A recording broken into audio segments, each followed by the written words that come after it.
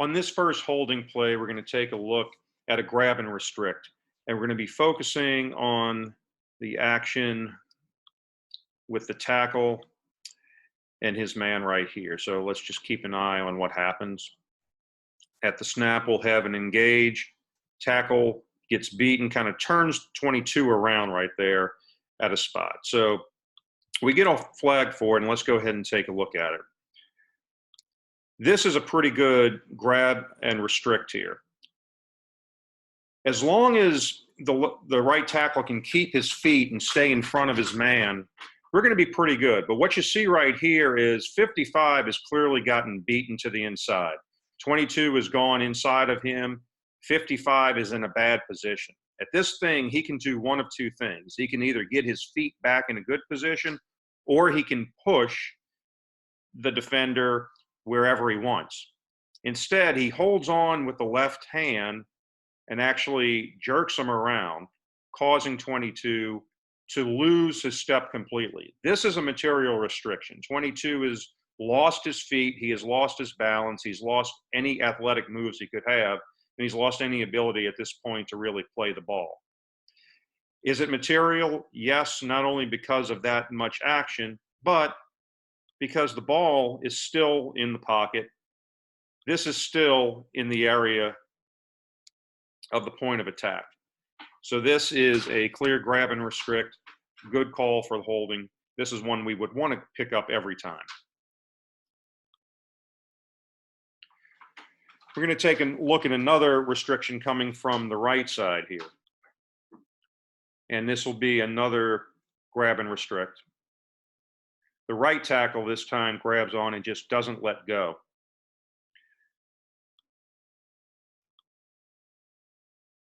So what we see here again, at this point, we can see that the right tackle has already gotten beat.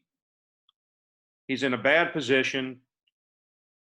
The defensive end is already to the outside and getting past him. So again, the right tackle can do two things: get his feet in good position or push. He holds on, pulling back. And even at this point, you see the referee is patient here, just watching this action. We have what is starting to be a hold. At this point, it might not be anything, but as it comes close, at this point, we see that pull, that grab, has caused the restriction. It has caused the defender to lose one step and do a double step, and at this point, gets to the point where he actually gets turned around completely. That's close to the ball, close to the quarterback, on pursuit to the ball while the ball is still in the free blocking zone, or at least in the area behind the offensive line. This is a good material restriction, good call for holding on a grab and restrict.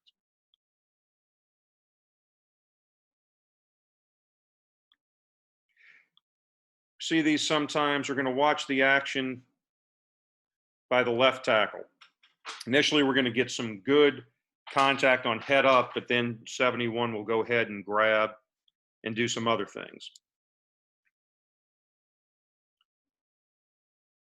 So the two engage, he grabs him, jerks him, and slings him down to the ground. This is obviously not a blocking technique that's permitted by rule.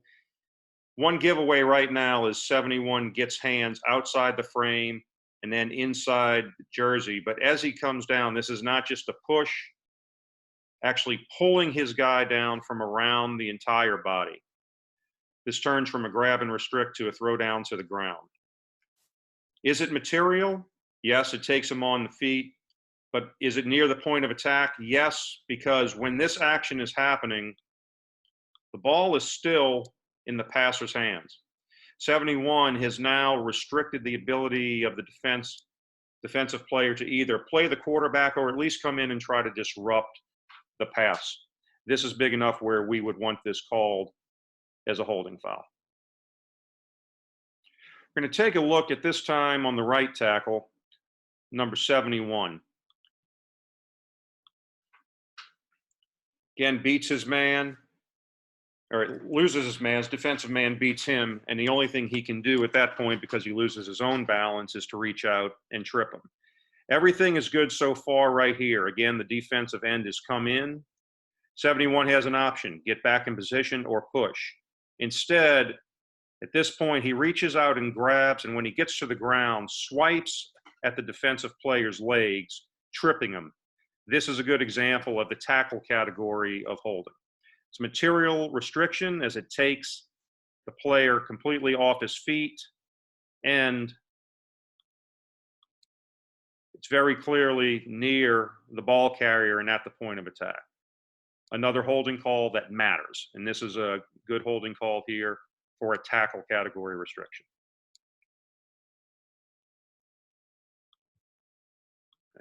So now we want to take a look at some that really aren't enough restriction, but they can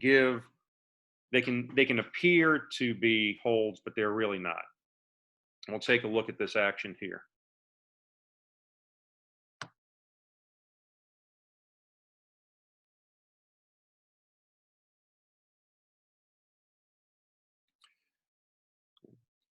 A lot of times players will throw their hands up, and we're going to be looking at the right guard, and he kind of gives a signal that might bring us to think that there was hold. And we have here a little bit of, we certainly have a little poor technique. The guard has gotten beat at this point. He is having a little arm across. He is starting to pull back, but this restriction is just not enough. If we were to call this, we'd be calling it every play. And what you're really looking at happening is 95 wants to pursue the runner. Well, he's actually going in that direction, and the guard is taking him where he wants to go. This is really no restriction. He keeps a block initially right here. At about the time when it could get bad, the guard lets him go. And in real time, we can see this just really doesn't do anything to this pursuer. It's not enough restriction in this situation for a hold. Not enough restriction that we could consistently call this every time. We'll take another look, and this time we're going to be looking on the left side of the play. And it's an action we get a lot that can fool us sometimes if we don't see everything in process according to our philosophy. At this point, we're looking at the action between these two. The defensive player is starting to get past the offense. So the offense will put an arm out and grab. And at this point, if we look and what we see is an arm across and we see this position, could very well think that we have a holding foul. But what you want to do is kind of just look at the action of the defender. Is this action bothering him? He looks like he runs right through this without any restriction. And if that's the case, we can't say that this is really a foul because there's really no material restriction on the play. And so if you kind of take a look at it on this, you'll get another look at the action as well. That even though there's poor technique, even though the hand gets across, and even though it might look like a grab and restrict, there's really no restriction here because the defender goes right through it. In this situation, we would not want a foul call for holding because while there might have been a grab, there wasn't a hold. It didn't stop the player from doing anything. It's another situation where we can pass on a holding call that might be a hold under our philosophy. And what we'll go ahead here is look at the action of the tackle. As you follow him, we'll see he's going to go ahead and get a grab of his opponent. Defensive player at this point will get underneath and get past him. Instead of letting him go, the left tackle will hold on, grab and restrict, and actually end up taking him to the ground. By definition and by philosophy, this would be a hold normally, except that when you see what happens, the player being held actually makes the tackle on the runner as he's being held. In this situation, under our philosophy, there's no reason to throw the flag. Yes, there was a hold, and yes, it did affect affected the defensive player stance, but he was still able to make the tackle on the runner without losing any step. It wasn't like the runner got 3 yards past him and we can say there was an advantage. The pursuer here, the defender, was able to make the tackle despite being held. So by that philosophy, when there's no more yardage gain, we can go ahead and pass on the flag there because there wasn't any material advantage gain.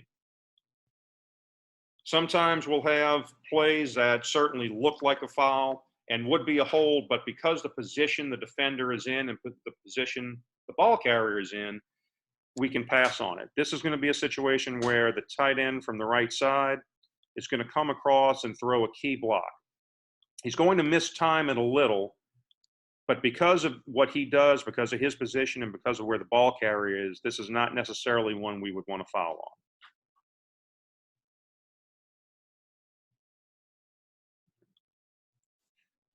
So looking at it right here, 83 is going to come throw this block. He clearly mistimes it and gets around at this point. He is in a bad position. His arm is certainly around the defender. But if you look at where everything is, the ball carrier is right here. 83 is already getting a good seal between this player and the ball carrier. So even though he's in bad position, his feet get good, position gets good, and there's nothing where we can say this action rises to the level of actually affecting this play.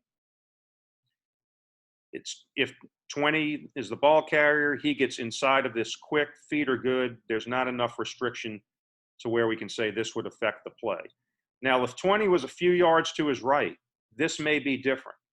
If 20 was right here, for example, this may be a little different because when he pursues this way, the defender would have a better angle at him. In this situation, though, the timing is good, the position good, the feet is good, the restriction does not really affect this play. We could let this go. And another time we can pass on things is when we have things that really look bad and they are fouls and they would be fouls in other situations, but they're not close enough to the point of attack for us to take a look at. And this is going to be one we're going to see in this area right here. This will end up being a grab and restrict into a takedown, but because of where and when it happens, we're okay not throwing a flag on this one. We take a look at the left tackle. You'll see is a tie up right there. As he gets beat, at this point, he is starting to grab and not let go, which is going to start bringing the defender to the ground. But if we look at this point, when this is happening, the ball carrier is right here, and there's two other people between him and this action. So the point of attack is getting smaller at this time and getting further away from this action. And by the time the worst of this hold happens, which is right now, the ball carrier is well away from this action to where we could say this action does not affect this play and it's not at the point of attack. That's not to say we really like this action. It's not to say we want to condone it. We certainly want to talk. We want to talk to these players and cleaning this up. But from the point of saying, does this hold materially affect anyone on this play? It really doesn't because it's far enough away from the point of attack.